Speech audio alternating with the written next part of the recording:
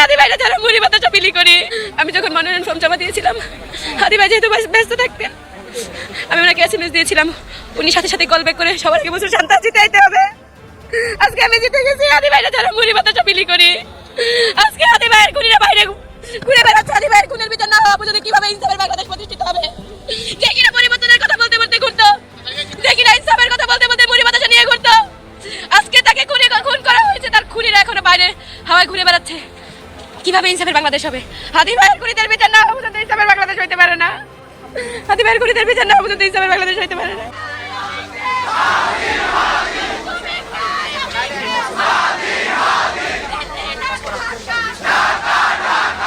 সব জল্পনা কল্পনার অবসান ঘটিয়ে, টান টান উত্তেজনার অবসান ঘটিয়ে ক্লাইম্যাক্স আমাদের সামনে এসেছে। জগন্নাথ বিশ্ববিদ্যালয় ছাত্র সংসদ নির্বাচন, ইতিহাসের প্রথম নির্বাচন জগন্নাথ বিশ্ববিদ্যালয়ে যোগসূত্রে বাংলাদেশ ইসলামী ছাত্র শিবির বিজয় লাভ করেছে প্রায় সবগুলো পদে এক্সেপ্ট ভেরি ফিউ। এই বিজয় আগামী জাতীয় নির্বাচনে অত্যন্ত তাৎপর্যপূর্ণ। এই বিজয়ের প্রথম ডাইমেনশন হচ্ছে যে তারেক রহমান দেশে আসার পরে এদেশের তরুণ প্রজন্ম তারেক রহমানকে গ্রহণ করেনি। এজেন্সি, মিডিয়া, প্রশাসন সব দখল করলেও শিক্ষিত সচেতন তরুণ প্রজন্ম তারেক রহমানকে গ্রহণ করেনি। ঢাকা বিশ্ববিদ্যালয়, জগন্নাথ জাহাঙ্গীরনগর বিশ্ববিদ্যালয়, রাজশাহী বিশ্ববিদ্যালয় এবং চট্টগ্রাম বিশ্ববিদ্যালয়, বাংলাদেশের এই 4টি প্রধান বিশ্ববিদ্যালয় আমরা দেখলাম যে শিবির ভূমিদশ বিজয় পেয়েছে, পরাজিত হয়েছে বাংলাদেশের অন্যতম বড় দল বিএনপি ছাত্র সংগঠন। সেই সময়টাতে বাংলাদেশের ছিল না উপস্থিত বাংলাদেশের সবচেয়ে আকাঙ্ক্ষিত ব্যক্তি, আমাদের যুবরাজ খ্যাত জনাব তারেক রহমান, যিনি বর্তমানে বিএনপির প্রধান কনভার। 2024 সালের আগস্টের 8 তারিখে ডক্টর ইউনূস শপথ নেওয়ার আগ থেকেই বিএনপির আজীবনের মহাসচিব, চিরকালের মহাসচিব মির্জা ফখরুল ইসলাম আলমগীর নির্বাচন চেয়ে আসছেন। ভাবেন তো, ডক্টর ইউনূস শপথ নেয় নাই তখনই তিনি নির্বাচন চেয়ে আসছেন, কিন্তু কার কাছে চাইছেন তিনি জানেন না। তখন তো সরকার নেই, এই দাবি কার কাছে? এই নির্বাচনে শিবিরকে পরাজিত করতে এমন কোন চেষ্টা নেই যেটা তারেক রহমান করেনি। এমনকি আগে তথ্যটা জেনে নেন যে শিবির 1000 সামথিং মোরাললেস ভোটে জিতেছে ভিপি পদে, অন্যান্য পদে বিভিন্ন ভোটে জিতেছে, 2-3টা বা এরকম কয়েকটা বাদে। এবারে ছাত্রদলকে শিবির কয়েকটা পদ খয়রাত দিয়েছে। শিবিরের নিরঙ্কুশ বিজয়, একচেটিয়া বিজয়, ভূমিধস বিজয়, পাহাড়ধস বিজয়। যারা জানেন না, আমাদের দর্শক বেশিরভাগই প্রান্তিক পর্যায়ের, আপনাদের অবগতির জন্য জানাচ্ছি, শিবির এত বড় বিজয় পেয়েছে, শিবির এত শক্তিশালী, জগন্নাথ বিশ্ববিদ্যালয় সহ পুরো বাংলাদেশে ছাত্রদল শিবিরের সামনে প্রতিদ্বন্দ্বিতা করার মতোই সাহস পায়নি। বাংলাদেশের প্রথম সারির একটা বিশ্ববিদ্যালয়। বাংলাদেশে কিন্তু এখন ক্যাম্পাসের সৌন্দর্য, বিল্ডিং এর পরিমাণ, এগুলোর মাধ্যমে আপনি জাহাঙ্গীরনগর, রাজশাহী এগুলোকে আগিয়ে রাখতে পারেন, কিন্তু গুরুত্বের দিক থেকে ঢাকায় হওয়ার কারণে জগন্নাথ বিশ্ববিদ্যালয়ের অবস্থান ঢাকা বিশ্ববিদ্যালয়ের পরে। কোন বিশ্ববিদ্যালয় থেকে কতজন বিসিএস ক্যাডার হয়, চাকরি পায়, অথবা মেধাবীরা কোন বিশ্ববিদ্যালয়ে ভর্তি হয়, এগুলো হিসাব করলে দেখবেন যে ঢাকা বিশ্ববিদ্যালয়ের পরেই জগন্নাথ বিশ্ববিদ্যালয়ের অবস্থান। এটা ঢাকায় অবস্থান হওয়ার কারণে জগন্নাথ বিশ্ববিদ্যালয়ের ভৌগোলিক অবস্থান, স্ট্রাকচার অত্যন্ত নিম্নমানের, কিন্তু তারপরও ঢাকার মধ্যে হওয়ার কারণে বাংলাদেশের বিশ্ববিদ্যালয়গুলোর মধ্যে সেকেন্ড ইম্পর্টেন্ট বিশ্ববিদ্যালয় জগন্নাথ বিশ্ববিদ্যালয়। ঢাকা বিশ্ববিদ্যালয়ের পরেই মেধাবী শিক্ষার্থীরা জগন্নাথ বিশ্ববিদ্যালয়ে ভর্তি হয়। সেই জগন্নাথ বিশ্ববিদ্যালয় শিবিরের বিপরীতে ভিপি পদে ছাত্রদল কোনো প্রার্থী দিতে পারেনি, এটা আগে জানেন। ভিপি পদে ছাত্র দলের সাথে শিবিরের কোনো প্রতিদ্বন্দ্বিতা ছিল না। প্রতিদ্বন্দ্বিতা হয়েছে শিবির ভার্সাস ছাত্র অধিকার পরিষদ।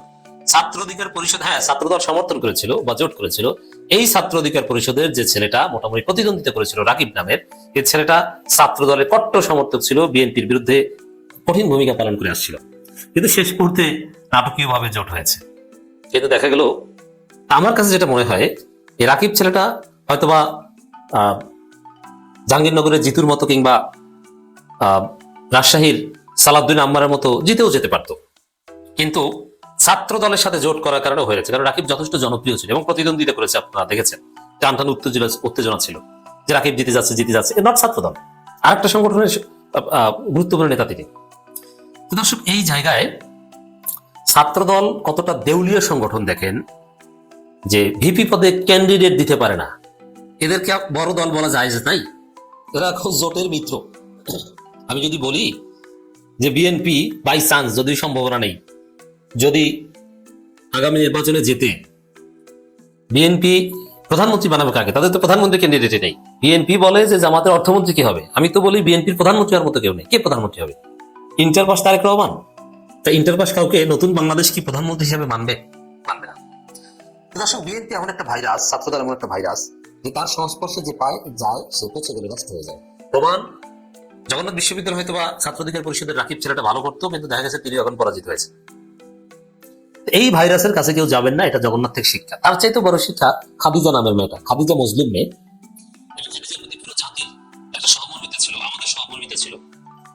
আমি দৃঢ়ভাবে বিশ্বাস করি এবং এক্সপার্ট অ্যানালাইসিস খোঁজ খবর নিয়ে বলছি, খাদিজা মেয়েটা জিএস হয়ে যেত মোটামুটি নিশ্চিত, যদি ছাত্র দলের যোগ না দিত। এখন জিএস ক্যান্ডিডেটও কিন্তু ছাত্র দল দিতে পারেনি, খাদিজাও কিন্তু ভাড়া করা, শেষ মুহূর্তে ছাত্র দলে যোগ দিয়ে তারপরে ক্যান্ডিডেট করেছে। কিন্তু এখান থেকে প্রমাণিত হলো ছাত্র দল নামের বিএনপি নামক ভাইরাসের কাছে যারা যায় তারা যতই ভালো হোক তারা নষ্ট হয়ে যায়।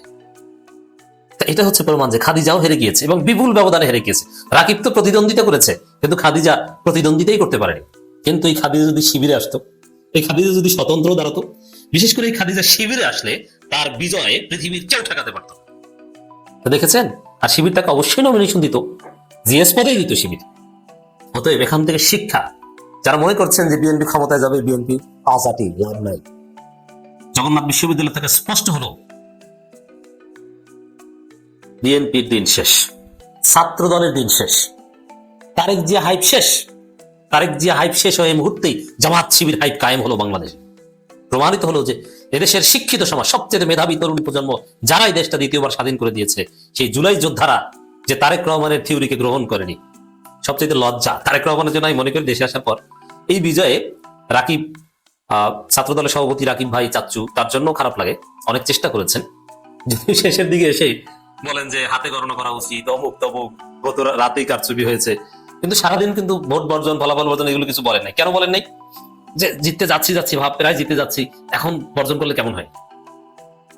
কিন্তু যেই দেখলেন যেটা পরাজয় নিশ্চিত, তখন বলছেন যে এই প্রশ্ন। মানে দেখেন, শিবিরকে রাজাকার বলা, গালি দেওয়া, এই মিথ্যাচার, শিবিরের বিরুদ্ধে মিথ্যা প্রপাগান্ডা, আওয়ামী ন্যারেটিভ, ভারতের দালালি বন্ধ করতে না পারলে সামনে এর চাইতে ভয়ানক পরিণতি করতে হবে বিএনপি ছাত্রদলকে। এখানে অনেকের জন্য খারাপ লাগে, অনেক চেষ্টা করেছে, ভিপি পদে অল্প ব্যবধানে হেরেছে, আমরা সহমর্মিতা জানাই। কিন্তু আমার সবচেয়ে বেশি করুণা হয় তারেক রহমানের জন্য। তারেক রহমান দেশে আসলেন, এত নিরাপত্তা প্রোটোকল পেলেন, ভাবি প্রধানমন্ত্রী হিসেবে সরকার গোয়েন্দা সংস্থা তাকে বানিয়ে দিল, কিন্তু দেখা গেল যে তরুণ প্রজন্ম গণে না। আপনাদের মনে করি এই নির্বাচন তারেক রহমান নিজে অপারেট করেছে ছাত্র দলের প্যানেলকে কিভাবে, কে এই যে ভিপি পদ ছাত্র অধিকার পরিষদকে ছেড়ে দেওয়া, জিএস পদ একজনকে ভাড়াটিয়ে এনে দেওয়া, এগুলো সব তারেক রহমানের তৈরি। এবং কয়েকজন স্বতন্ত্র ভিপি ক্যান্ডিডেট এই রাকিবকে সমর্থন দিয়ে নির্বাচন থেকে সরে দাঁড়িয়েছে এবং তারেক রহমানের নির্দেশে অনুরোধ এটা করেছে, তিনি নিজে স্বীকার করেছেন। অতএব তারেক রহমান, বিএনপি তাদের সর্বশক্তি প্রয়োগ করেছিল, সর্বোচ্চ ত্যাগের নজরানা স্থাপন করেছিল ভিপি জিএস দুইটাকেই ত্যাগ করে, যে জিততে পারে কিনা, মানে আমাদের যেটা লাগবে না ভাই, শিবিরকে হারাই। তারেক রহমানের থিওরি ছিল এটা, কিন্তু তারেক রহমান পারলেন না। খারাপ লাগে তারেক রহমানের জন্য, বেচারা দেশে আসলেন কিন্তু কাজ হলো না। তারেক জিয়া হাইপ শেষ, বাংলাদেশে এখন জামাত শিবির হাইপ, আগামী নির্বাচনে জামাত জিতবে। তিনি বাংলাদেশে পা রাখার পর রাজনীতির পরিবর্তন বা একটা পট পরিবর্তন বলতে পারি, বা সিনারির যে পরিবর্তনটা আমরা দেখলাম, সেটার কিছু ভালো এবং কাঙ্ক্ষিত কিছু বিষয় আমাদের নজরে এসছে। আমরা দেখেছি ঢাকা বিশ্ববিদ্যালয় ছাত্র শিবির আবিদ মায়াকবিদ পরাজিত করেছিল 3 গুণ ভোট বেশি পেয়ে, অর্থাৎ শিবির বিজয় পেয়েছিল ছাত্রদলের বিরুদ্ধে প্রায় 3 গুণ বেশি ভোট পেয়ে। জাহাঙ্গীরনগর বিশ্ববিদ্যালয় ছাত্রদল কোনো প্যানেল বিজয় পায়নি, কিন্তু সেখানে আমরা দেখলাম যেহেতু আমি স্বতন্ত্র প্রার্থী বিজয় লাভ করেছি, সেখানে বিবি শিবির হারালেও বাকিগুলো শিবির পেয়েছে। চট্টগ্রাম বিশ্ববিদ্যালয়ের ক্ষেত্রে আমরা দেখলাম যে এজিএস মেবি বা এরকম একটি পদ পেয়েছে ছাত্রদল, বাকিগুলো শিবিরের পক্ষে। রাজশাহী, সেখানে আমরা দেখলাম শিবিরই বিজয় লাভ করেছে, ছাত্রদল তেমন কিছুই পায়নি, কিন্তু আম্মার নামে একজন স্বতন্ত্র প্রার্থী বা জুলাইয়ের বিপ্লবী হিসাবে সেখানে বিজয় লাভ করেছে। তার মানে বাংলাদেশের বিশ্ববিদ্যালয়গুলো যদি একটু বিশ্লেষণ করি, আমরা দেখবো যে সেখানে ছাত্রদলের ভরাডুবি হয়েছে সবখানে। কিন্তু জগন্নাথ বিশ্ববিদ্যালয়, যেটা ঢাকা বিশ্ববিদ্যালয়ের পর ঢাকার সবচেয়ে গুরুত্বপূর্ণ বিশ্ববিদ্যালয়, সেখানে বিজয়ের বিষয়টি আমাদের নজরে এসছে যে ছাত্রদলের একটা সর্বোচ্চ চেষ্টা ছিল যে এখান থেকে তারা বিজয় ছিনিয়ে আনবে। আমাদের খুব ঘনিষ্ঠ মানুষ ছাত্রদলের প্রেসিডেন্ট রাকিব নাসির বা কেন্দ্রীয় ছাত্রদলের সকল নেতারা সকাল থেকে সেখানে উপস্থিত ছিলেন। যে কোনো ভাবে তারা চেয়েছিলেন তারেক রহমানকে একটা সারপ্রাইজ দেবেন, একটা বিজয় সংবাদ দেবেন। ছাত্রদল সব রকম চেষ্টা করেছে, শেষ পর্যন্ত ছাত্রদল পরাজয়ের দিকে এগিয়ে যাচ্ছে বলে এখন পর্যন্ত জানা যাচ্ছে। খবরে যদি কোনো চমক বা নতুন কোনো সারপ্রাইজ না আসে, তাহলে বলতে পারি শিবির বিজয় লাভ করতে যাচ্ছে। এখন যদি আমরা বিশ্লেষণ করি শিবিরের এই উত্থান আর ছাত্রদলের পতন, এটা নিয়ে অনেক কথা বলেছি, কিন্তু আজকে নতুন করে কিছু তথ্য আপনাদের দেওয়া খুব জরুরি। আপনারা তো শুনতে পাচ্ছেন, তাই তো? এখন বিষয়টা তৈরি হলো যে তারেক রহমান বিহীন বাংলাদেশ আর তারেক রহমান আসার পর বাংলাদেশের দৃশ্যপটে কি পরিবর্তন এসেছে। আমরা দেখলাম তারেক রহমান বাংলাদেশে পা রাখার পর সবচেয়ে বেশি চাপে আছে বিএনপি, তার দুটো বিএনপি তো না, জামায়াত। তার প্রধান কারণ হলো এতদিন জামাত ধরে নিয়েছিল তারা ক্ষমতায় আসতে পারে। জামাতের মুখ থেকে এই কথাগুলো আমরা প্রায় শুনতাম, মানে সিনিয়র নেতারা না বললেও তাদের বিভিন্ন পর্যায়ের নেতারা বলতেন। যখন তারেক রহমান আসলেন, 300 ফিটে বিশাল মানুষের সমাগম হলো, বাংলাদেশের জীবন্ত বাংলাদেশের কিংবদন্তি আপসীর নীতি খালেদা জিয়ার মৃত্যুর পর পুরো ঢাকা যখন কেঁদেছে, শোকে আচ্ছন্ন হয়েছে, লক্ষ লক্ষ মানুষ যখন উপস্থিত হয়েছিল তার জানা যায়, তখন বিএনপি তার প্রাণ খুঁজে পেয়েছে। যদিও বিএনপির বাইরের দলগুলো বলার চেষ্টা করেছিল যে এখানে সব শ্রেণীর মানুষ এসেছিল খালেদা জিয়াকে ভালোবাসে বলে, এটা সব বিএনপি জনগণ, এখানে জামাত সহ সব দলের নেতা কর্মী সাধারণ মানুষরা উপস্থিত হয়েছিল খালেদা জিয়ার প্রতি সম্মান জানিয়ে। তারেক রহমান আসার পর সবচেয়ে বেশি প্রভাবটা পড়েছে প্রশাসনের মধ্যে। আমরা তারেক রহমান আসার আগ পর্যন্ত প্রশাসনের মধ্যে দেখেছি একটা নিরপেক্ষ ব্যাপার তৈরির তারা চেষ্টা করেছে, কিন্তু নিরপেক্ষ নন, কিন্তু নিরপেক্ষ হবার একটা ভান করেছে বা চেষ্টা করেছে। তারেক রহমান আসার পর আমরা দেখছি এনএসআই প্রধান, বিভিন্ন বিভাগের বড় বড় দায়িত্বশীল ব্যক্তিরা প্রকাশ্যে গোপনে তারেক রহমানের সাথে যোগাযোগের চেষ্টা করছেন। তারা ধরে নিয়েছেন আগামীতে প্রধানমন্ত্রী হচ্ছেন তারেক রহমান, ক্ষমতা বসছে বিএনপি। সেই হিসেবে প্রত্যেকে তাদের চেয়ারটাকে মজবুত করতে বা নিজের চেয়ারটাকে কনফার্ম করতে দাবিদারি শুরু করছেন, এবং অভিযোগ করছে কে জামাত। আজকে দেখলাম আব্দুল্লাহ মোহাম্মদ তাহির স্পষ্ট এই বক্তব্যগুলো দিয়েছেন তারেক রহমানের প্রোটোকল নিয়ে। তার মানে হলো লেভেল প্লেইং ফিল্ড বিষয়ে জামাত সন্দেহ প্রকাশ করতে তারেক রহমান দেশে আসার পর থেকে। অনেকে বলবেন যে জগন্নাথের সাথে এই ইস্যুটা কি আছে, আমি সেখানে যাব। বাংলাদেশের সবচেয়ে জঘন্য যে প্র্যাকটিস, সেটা হলো প্রত্যেকটি নিরপেক্ষ ব্যক্তি দলবাজ। বিশ্ববিদ্যালয়ের ভিসি, শিক্ষক, আমলা, পুলিশ, র্যাব, আমাদের নিরাপত্তা বাহিনী, যারা রাষ্ট্রীয়ভাবে নিরপেক্ষ থাকা উচিত, এরা প্রত্যেকেই দলবাদ। এদের প্রকৃত দল আমরা কেউ জানি না, কিন্তু এরা সবসময় যে দলটি ক্ষমতায় আসে বা ক্ষমতায় থাকে তাদেরকে খুশি করে তারা তাদের পকেট ভরতে চান, বড় চেয়ার পেতে চান, এবং যখন সেই দলটি ক্ষমতাহীন হয়ে যায় রাতারাতি তারাও তাদের চরিত্র পরিবর্তন করে ফেলে। আওয়ামী লীগ আমলে যাদেরকে আমরা চিনতাম একদম ফ্যাসিস্টদের দোষর হিসেবে, আমরা কি দেখলাম যে আওয়ামী লীগ পালিয়ে যাওয়ার পর এরা বিএনপির যে পর্যায়ের ব্যক্তিরা বিভিন্ন গুরুত্বপূর্ণ পদে বসতে, সেটা সচিব, পুলিশ বা যেখানে বসতে, গোপনে তাদেরকে মোটা অঙ্কের টাকা দিয়ে তারা তাদের চাকরি বহাল রেখেছে, চেয়ারকে বহাল রেখেছে। যেহেতু এই দলগুলোর মূল টার্গেট থাকে রাজনীতির নামে টাকা আয় করা, তো ক্ষমতা থাকুক আর না থাকুক, যে যখন সুযোগ পায় তারা এভাবে অন্যকে সুযোগ দিয়ে টাকাগুলো গোপনে পকেট ঢোকে। প্রফেসর ইউনূসের এই 16 মাসের সরকারে বলা যায় শেখ হাসিনার চেয়ে বেশি দুর্নীতি হয়েছে কেবল এই তদবির বাণিজ্যের ক্ষেত্রে। এখন যেহেতু তারেক রহমান এসছেন, তিনি একটা নতুন বাংলাদেশ কল্পনা করছেন, এবং সেই নতুন বাংলাদেশের তার যে পরিকল্পনা, সেই পরিকল্পনায় কাজ করছেন। কিন্তু আমরা দেখতে পাচ্ছি যে বিএনপি কে খুশি করার জন্য কেউ পায়ে চুমু দিচ্ছেন তারেক রহমানের, কেউ কদম বসে করছেন, কেউ প্রকাশ্যে, কেউ গোপনে যোগাযোগ করছেন। এই যে প্র্যাকটিসটা, এটা বাংলাদেশকে আবারও আরেকটা ভুল প্র্যাকটিসের দিকে বা আরেকটা ফ্যাসিজমের দিকে নিতে পারে, এরকম আশঙ্কা করছেন রাষ্ট্রবিজ্ঞানীরা। প্রতিদিনই আমাদের টক শোতে আলোচনা হয়, তারা বলছেন যে এটা হওয়া উচিত না, কিন্তু এটা হচ্ছে, এটাই হবে। এখন বিষয়টা হলো যে এই দেশে রাজনৈতিক দলবাজদের যে এই সুবিধাটা রাজনীতিবিদরা দিয়ে তারা পকেট ভারী করছে, এটা বাংলাদেশকে বিগত শেখ হাসিনার আমলে সর্বাধিক কি বলবো জনগণের কাছে এই দলটাকে বা হাসিনাকে বিতর্কিত করেছে। বিএনপি কি সেই পথে হাঁটবে, এটা পরের কথা। কিন্তু আমরা যদি প্রধান নির্বাচন কমিশনের গলায় জুতার মালা, জুতার বাড়ি, থাপ্পড় দেখি, আমরা যদি দেখি বিচারপতিরা কিভাবে এক নোটিশেই রাতের অন্ধকারে দেশ ছেড়ে পালিয়ে গেছেন, ক্যান্টনমেন্টে আশ্রয় নিয়েছেন, যদি পুলিশের ব্যক্তিদের দেখি কাপড় খুলে জাইঙ্গা পরে তারা সেনাবাহিনী ক্যান্টনমেন্টে আশ্রয় নিয়েছেন, এই দৃশ্যগুলো যদি কেউ মনে রাখেন, তারা কেউ কোনো দলবাজ হবেন না, প্রত্যেক হবেন দেশের প্রেম। কিন্তু আফসোস, এই দেশের মানুষ শেখে না, এই দেশের মানুষ এগুলো মনে রাখে না।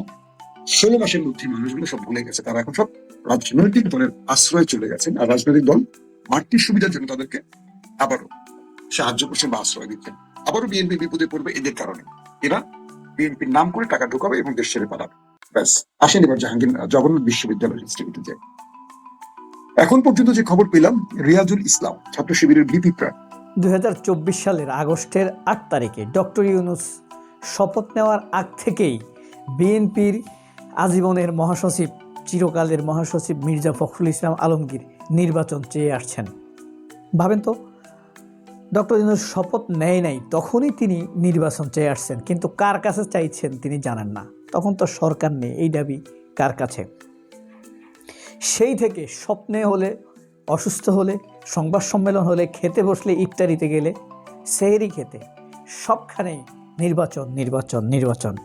এক পর্যায়ে দেশের মানুষ যখন হাসাহাসি করতে শুরু করলো, ও যে অসুস্থ হলে নির্বাচনের বড়ি খাইয়ে দিয়ে ফখরুল সুস্থ হয়ে যাবে, সেই হাসাহাসির পর ফখরুল আক্ষেপ করে বলেছিলেন, আমরা এখন নির্বাচন চাইলে মানুষ হাসাহাসি করে, নির্বাচন চাওয়াটা মনে হয় যেন অপরাধ।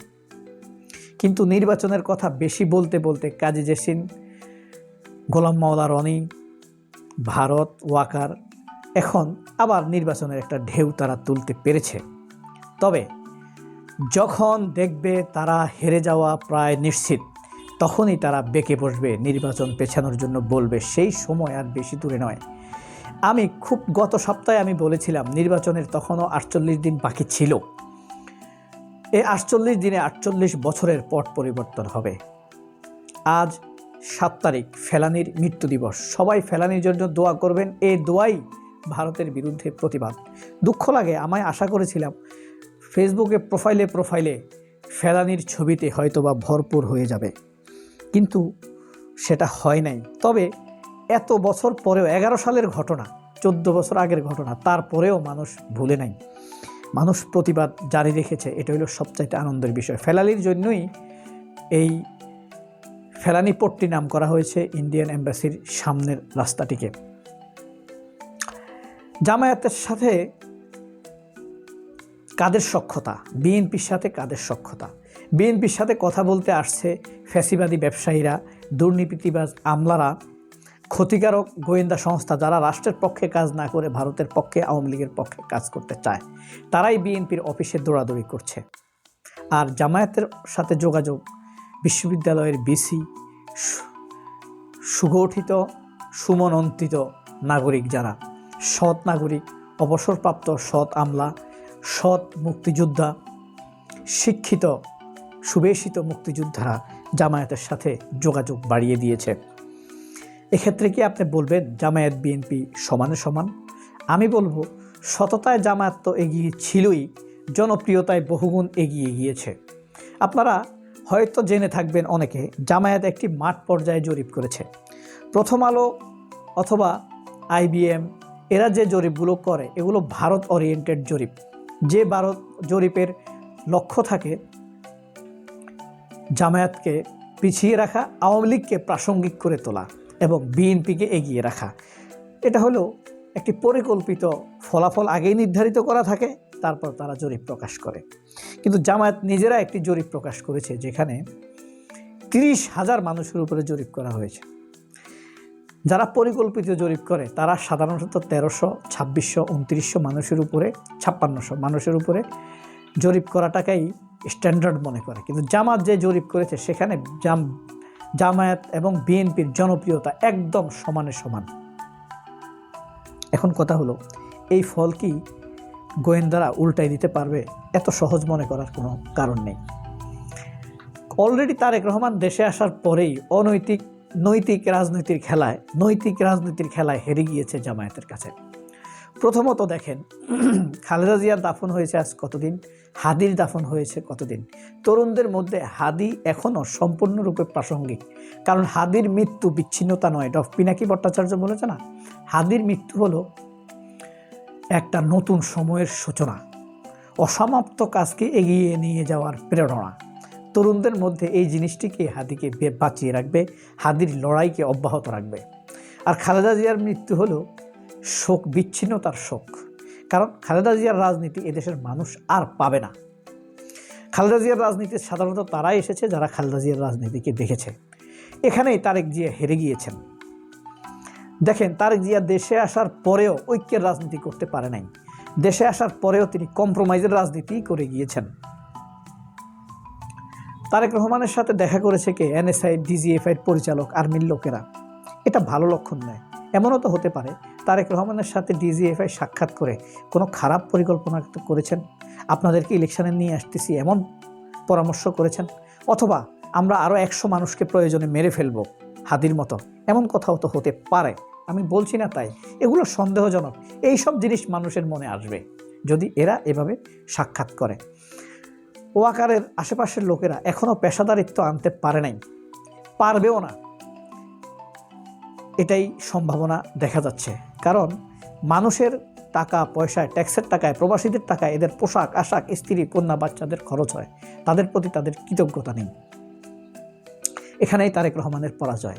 এনসিপিকে তারেক রহমান নিজের জোটে নিতে পারে নাই, ঐক্যের রাজনীতি করতে পারে নাই। কেন তারেক রহমান এনসিপিকে নিজের জোটে নিতে পারে নাই, এই রহস্য জানেন আপনারা? সেটা নিয়ে আরেকটা ভিডিও করব। এবং যে জিনিসগুলো, যেমন চরমনাইয়ের ঘোষণা দিয়েছে, যত কিছুই হোক জোট ভাঙবে না, এটাই জামায়াতকে ব্যাপকভাবে এগিয়ে দিয়েছে, তাদের কাছে মানুষের প্রত্যাশাকে বাড়িয়ে দিয়েছে। শুরুতেই এই ঐক্যের রাজনীতি মানুষকে জিতিয়ে দেয়। ঐক্য আল্লাহ তাআলা খুব পছন্দ করেন, অহিংস হৃদয় আল্লাহ খুব পছন্দ করেন। তো জামায়াত বিএনপি এই পর্যন্ত তারেক রহমান ফেরার পরে যেমন মনে করা হয়েছে তার জামায়াত পুরো এক সাইডে পড়ে যাবে, তা হয়নি। জামায়াত বিএনপি সমানে সমান।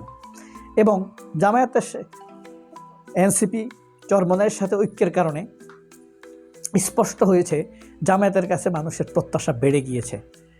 কার ক্যারিশমাতে এই ঐক্য রয়েছে বুঝতে পারেন? চরমনাইয়ের পন্থী কাউমি একজন আলেম আছেন, আখলাক সাইফি, যাই হোক ওনার পুরো নাম আমি জানি না, আখলাক টিভিতে উনি বক্তব্য দেন। তিনি দুই দলের দূরত্বকে ঘুচিয়ে দিয়েছেন। স্বচ্ছ হৃদয় অনেক বড় ভূমিকা রাখতে পারে। হ্যাঁ, তো তারেক রহমান দেশে ফেরার পরেও জামাতের সাথে পেরে উঠতে পেরেছেন বলে রাজনীতিতে দেখা যাচ্ছে না। মানুষ যত কথাই বলুক, বিএনপি তো আশার উপরে বুক বাঁধবেই। এবার হয়তো শেখ হাসিনা হেরে যাবে, এবার হয়তো সেনাপ্রধান শফি অনেক কাজ করবে, ঈদের পরে আন্দোলন হবে। কোনো কিছুতেই কিছু হয় নাই। তারপরে বিএনপি মনস্থবির করেছে হাসিনা মরলে তারপর তারেক রহমান ক্ষমতায় আসবে। কিন্তু আল্লাহ এই এনসিপি, জামায়াত, তরুণ ছাত্র সমাজকে দিয়ে কি কাজ ঘটিয়ে দিয়েছে তা বিএনপি ভাবে নাই। মানুষের মনে কি আছে মানুষই ভালো জানে। সেই ভিতরের সুকুমার ইচ্ছাটুকু দিয়েই মানুষ এবারের নির্বাচনে নির্ভয়ে নিশ্চিন্তে ভোট প্রয়োগ করবে আর মাঠ থেকে জামায়াতকে জিতিয়ে আনবে। আমলারা কামলারা কিচ্ছু করতে পারবে না। কেবল তারা, আপনি জানেন এখন মানুষের নামে বদনাম, জামাতের কারো নামে যদি বদনাম ছড়ায় মানুষ বিশ্বাস করে না। যমুনা টিভি, এনটিভিতে, আপনার চ্যানেল 24, নিউজ 24-এ জামায়াতের বিরুদ্ধে নিউজ হলে মানুষ বিশ্বাস করে না, কারণ তারা মিথ্যা কথা বলে। এখানেই হলো জামায়াতের বিজয়। অনেক ভালো থাকবেন। আল্লাহ হাফেজ। আসসালামু আলাইকুম। বাংলাদেশে এখন চলছে ন্যারেটিভ তৈরি এবং ন্যারেটিভ ভাঙার রাজনীতি। আমরা ত্রয়োদশ জাতীয় সংসদ নির্বাচনকে কেন্দ্র করে বিএনপি এবং জামাত, দুই দিকে দুই জোট, দুই শিবির, এদের ভিতরে ন্যারেটিভ বিল্ডিং এবং ন্যারেটিভ ব্রেক দুটি বিষয় খুব জোরে সোরে লক্ষ্য করছি। এর ভিতরে বিএনপির পক্ষ থেকে আমরা দেখছি তারা শক্ত ন্যারেটিভ দাঁড় করাতে ব্যর্থ হচ্ছে এবং তারা যতটুকু ন্যারেটিভ দাঁড় করাচ্ছে, বিরোধী পক্ষ এই ন্যারেটিভ ভেঙে দিচ্ছে। এবং এরও একটু আগে যদি আমরা যাই, 5 আগস্টের পর থেকে যখন নির্বাচনের আলাপ শুরু হয়েছে তখন থেকেই আমরা দেখে আসছি বিএনপি তাদের মেধাবী লোকজনের অভাবে, তাদের প্রজ্ঞাবান রাজনীতিবিদের অভাবে ন্যারেটিভ তৈরি করতে পারে নাই। যখন যেখানে যতটুকু করেছে, জামাতের বিরুদ্ধে যে প্রোপাগান্ডাটুকু চালিয়েছে, তার 10-12 ঘন্টা পার হতে না হতেই ওই প্রোপাগান্ডাটা, ওই ন্যারেটিভটা মিথ্যা বলে প্রমাণিত হয়ে গেছে, যার কারণে ওইটার ঢোপে টেকে নেই। তারই ধারাবাহিকতায় এই সম্প্রতি গতকাল নতুন একটি সংগঠন একটি ন্যারেটিভ দাঁড় করিয়েছে, আগামী নির্বাচনে বিএনপি 70% ভোট পাবে এবং জামাতের জোট পাবে 19%। এরকম একটি জরিপ তারা প্রকাশ করেছে। তো এই জরিপের বিষয়ে আমি একটু আলোচনা করব অল্প একটু। তার আগে খুবই গুরুত্বপূর্ণ একটি বিষয় বাংলাদেশের রাজনীতিতে ঘটে গেছে আজকে, এই বিষয়ে দুটি কথা বলে তারপরে ওখানে চলে যাব। বিষয়টা হচ্ছে জগন্নাথ বিশ্ববিদ্যালয়ের আজকে যে ছাত্র সংসদ নির্বাচন হচ্ছে সেই কেন্দ্রিক, যোগসু নির্বাচন কেন্দ্রিক। ইতিপূর্বে তো আপনারা জানেন যে 4টি নির্বাচনে ছাত্রদল গোহারা হেরেছে। এই হারার কারণে তাদেরকে অনেকে হারু পার্টি নাম দিয়েছে। আমি সেটা বলতে চাই না, আমরা হারতেই পারে, কারণ জনসমর্থন না থাকলে তো হারবেই। আজকে যোগসু নির্বাচনে এখানেও হয়তো ছাত্রদল হেরে যাবে, কারণ শুরুর দিকে ছাত্রদলের অবস্থা মোটামুটি একটা পেরালাল থাকলেও তারা 11টা সাড়ে 11টার দিকে একটা ঘটনা ঘটিয়েছে। এই ঘটনা অতি দ্রুত ক্যাম্পাসে ছড়িয়ে পড়ে এবং সারা দেশে ছড়িয়ে পড়ে। ছড়িয়ে পড়ার সাথে সাথে ছাত্রদল সম্পর্কে মানুষের ভিতরে প্রচন্ড একটা নেতিবাচক ধারণা তৈরি হয় এবং তারা মুহূর্তের ভিতরেই ছাত্রদলকে ছাত্রলীগের পাশে দাঁড় করিয়ে দেয়, যে তাহলে এই ছাত্রদল আর এই ছাত্রলীগের ভিতরে কোনো পার্থক্য নেই। বিষয়টা কি? বিষয়টা হচ্ছে জগন্নাথ বিশ্ববিদ্যালয়ের যে শিবিরের প্যানেলের ভিপি প্রার্থী রিয়াজুল, ছেলেটার নাম রিয়াজুলের স্ত্রী, সেও ওই বিশ্ববিদ্যালয়ের 14তম ব্যাচের সম্ভবত ছাত্রী, আইনের ছাত্রী। সে কেন্দ্রের বাইরে অর্থাৎ ক্যাম্পাসের এরিয়ার বাইরে তার স্বামী যেহেতু ভিপি পদে দাঁড়িয়েছে তার পক্ষে কাজ করছিল। মেয়েটির পরনে হিজাব ছিল, বোরকা পরা ছিল। ছাত্রদল এই বোরকা পরা এই নারীকে এমন ভাবে হেনস্থা করলো, শুধু হেনস্থা করেই ক্ষান্ত হয় নাই, পরবর্তীতে তারা পুলিশ ডেকে সেই মেয়েটাকে পুলিশের হাতে তুলে দিয়েছে এবং সেখানে তারা রীতিমতো মব সৃষ্টি করেছে। মেয়েটি পুলিশের কাছে তার আইডি কার্ড শো করেছে যে দেখুন, আমি এই বিশ্ববিদ্যালয়ের, জগন্নাথ বিশ্ববিদ্যালয়ের 14তম ব্যাচের আইনের ছাত্রী, আমার স্বামী ভিপি প্রার্থী রিয়াজুল। এই পরিচয়গুলো দেওয়ার পরেও ছাত্রদল তাদেরকে, মেয়েটাকে হেনস্থা করেছে, মারধর করেছে, হিজাব ধরে টানাটানি করেছে এবং পরবর্তীতে তাকে পুলিশের হাতে সোপর্দ করেছে। এই ঘটনা ঘটার পরে ওখানে উপস্থিত কিছু পুলিশ সদস্য এটি দেখে তারা সহ্য করতে পারে নাই। হাজার হোক, তারা তো মুসলমানের সন্তান রে ভাই, মুসলমানের সন্তান কোনো হিজাব পরা নারীকে এটি কখনো সহ্য করতে পারে? তো পুলিশ সদস্য গিয়ে তাদেরকে বলছে যে ভাই আপনারা এগুলো করেন না। বাকিটা ইতিহাস। সেই পুলিশ সদস্যের উপরে ছাত্রদলের, জগন্নাথ বিশ্ববিদ্যালয়ের নেতাকর্মীরা কিভাবে হামলে পড়েছে এবং তাকে কিভাবে মব সন্ত্রাসের মাধ্যমে পুলিশ সদস্যকে প্রায় ঘিরিয়ে ধরে তাকে, হয়তো সে ওইখান থেকে যদি সরে না আসতো তাহলে হয়তো তাকে মেরেই ফেলতো। দেখুন আপনারা ভিডিওটা দেখুন, ভিডিওতে আমি দেখাচ্ছি আপনাদের।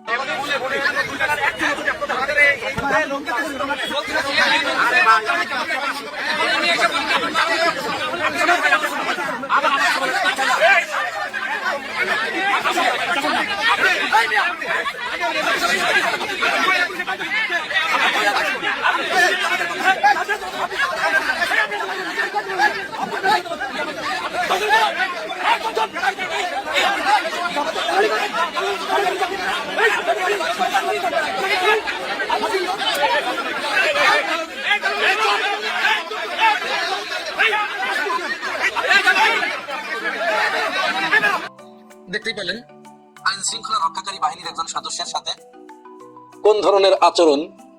নারী হেনস্থা করলো, হিজাব পরা নারীকে হেনস্থা করলো, পুলিশ সদস্য বলতে গিয়ে এরকম মবের শিকার হলেন। এইটার পরে জনমনে এত নেতিবাচক ধারণা তৈরি হয়েছে যে জগন্নাথ বিশ্ববিদ্যালয়ে তারপর থেকে ছাত্রছাত্রীরা সব শিবিরের জবিয়ান, ঐক্যবদ্ধ জবিয়ান প্যানেলে ভোট দিয়ে গেছে। তো ভোট গণনা হলে পরে অবশ্য বুঝতে পারবেন। আমি যখন এই ভিডিও করছি রাত্রে, তখন ভোট গণনা নাকি বন্ধ হয়ে গেছে মেশিনের সমস্যার অজুহাত দেখিয়ে। হ্যাঁ, ওই যে জাহাঙ্গীরনগরে যেরকম হয়েছিল বিষয়টা ওই দিকে যাচ্ছে। এটার নিন্দা জানিয়ে রাখলাম। এটি ছাত্রদল মোটেই এই কাজটা ভালো করে নাই, জঘন্যতম কাজ করেছে। এখন আমরা চলেন ওই জরিপের ব্যাপারে চলে যাই। এখন এই যে জরিপ সংস্থাটির নাম হচ্ছে ইএএসডি। এখন এই ইএএসডিটা কি? এটা একটা বেসরকারি সংগঠন। এই সংগঠনের ব্যাপারে আমি ইতিপূর্বে কোনোদিন নাম শুনি নাই। গুগলকে প্রশ্ন করলাম যে ইএএসডি কি, গুগল বলল যে আমি তাকে চিনি না। চ্যাটজিপিটি কে প্রশ্ন করলাম যে ইএসডি কি, এরা কারা, এই জরিপ সংস্থাটি করলো, এরা কি ইতিপূর্বে কখনো জরিপ করেছে? চ্যাটজিপিটি জানালো যে না, এটি কোনো পরিচিত সংগঠন নয়, ইতিপূর্বে তাদের জরিপের কোনো রেকর্ড নাই, এমনকি কোনো পত্রপত্রিকা, দৈনিক নিউজ, বিশ্ববিদ্যালয়ের বিভিন্ন গবেষণা সেল, কোনো জায়গায় রেফারেন্স হিসেবে তাদের নামটা নাই। তাহলে এটা কি? তখন তো ধরে নেওয়া যায় খুব সহজেই, স্বাভাবিকভাবেই ধরে নেওয়া যায় যে এটি আসলে নিজেদের তৈরি করা কয়েকজন লোককে দিয়ে একটি সংগঠন। তারা এই নির্বাচনের আগে মূলত একটা ন্যারেটিভ দাঁড় করানোর জন্য, একটা গ্রাউন্ড তৈরি করার জন্য এই জরিপটা চালিয়েছে। কারণ একটা জরিপ চালাতে হলে 5টা বিষয় সেখানে থাকতে হয়, আলোচনার ভিতরে আনতে হয়।